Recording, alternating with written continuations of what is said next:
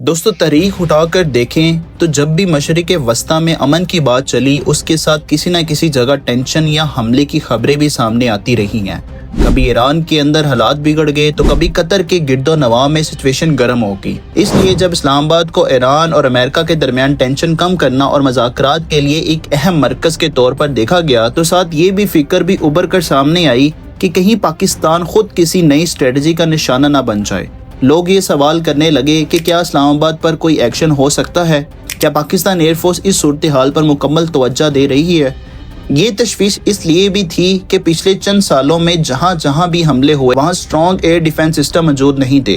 چاہے ایران ہو، لبنان ہو یا قطر، ان تمام ملکوں کے پاس مکمل خود مختار فضائی قوت نہیں تھی جو فوراً ریئیکشن دے سکتی ہو۔ قطر کی مثال لی جائے تو شروعات کے مطابق حملہ آور جہاز آئے، اپنے مشن کمپلیٹ کیا اور واپس چلے گئے، جبکہ ہوسٹ ملک کو فوراً پتہ نہیں چل سکا۔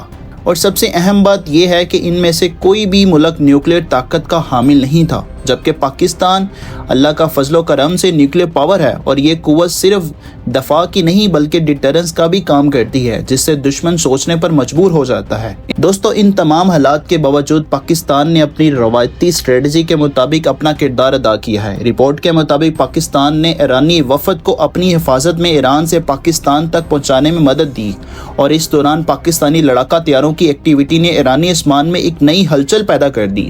دوستو کہا جاتا ہے کہ پاکستانی فائٹر جیٹ نے تہران اور بندرگاہی شہر بندر عباس کے اوپر اپنی پریزنس کا احساس دلایا۔ ایرانی عوام کے لیے یہ منظر کچھ مختلف تھا کیونکہ وہ اکثر غیر ملکی حملہ ور جہازوں کی خبریں سنتے تھے، لیکن اس دفعہ انہوں نے پاکستان ایئر فورس کے جیٹ کو اپنے آسمانوں میں پرواز کرتے دیکھا، جو ان کے لیے ایک نیا احساس تھا۔ دوستو پاکستانی ایئر فورس دنیا کی بہترین ایئر فورس میں شمار ہوتی ہے۔ کہا جاتا ہے کہ ایشیا میں چائنا کے بعد پاکستان کے پاس میسائل رینج اور ایئر کمبیٹ کیپیبلٹی بہت اسٹرانگ ہے، اس لیے کسی بھی دشمن کے لیے یہ آسان نہیں ہے کہ وہ کھلے آسمان میں پاکستان ایئر فورس کے سامنے آ کر آپریشن کرے۔ اگر کوئی بھی ایئر کرافٹ پاکستان کے رستے میں رکاوٹ بنتا تو اسے پہلے ہی انٹرسیپٹ کر لیا جاتا۔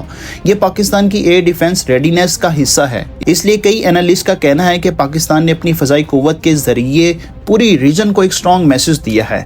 دوستو یہ بھی کہا جا رہا ہے کہ پاکستانی ایئر فورس نے عرب دنیا کو اپنی کیپیبلٹی کے کچھ ایسے منظر دکھائے جو تاریخی طور پر یاد رکھے جائیں گے۔ حالانکہ پاکستان کی سرکاری طرف سے اب تک ان تمام خبروں کی کوئی آفیشیل تصدیق نہیں کی گئی، لیکن social media per in report کے کافی ذکر ہو رہا ہے اور لوگ مختلف دلیلیں بھی پیش کر رہے ہیں۔ اور اب سوال یہ پیدا ہوتا ہے کہ کیا پاکستان کو ایسی سچویشن میں ایران کے لیے اپنے لڑاکا طیارے ڈپلوائے کرنے چاہیے تھے یا نہیں؟ کیا یہ قدم اسٹریٹجی کے حوالے سے صحیح تھا یا اس کے ریجن پر کوئی اور اثرات ہو سکتے ہیں؟ دوستو آپ اس بارے میں کیا سوچتے ہیں؟ اپنی رائے کمنٹ سیکشن میں ضرور کرے گا۔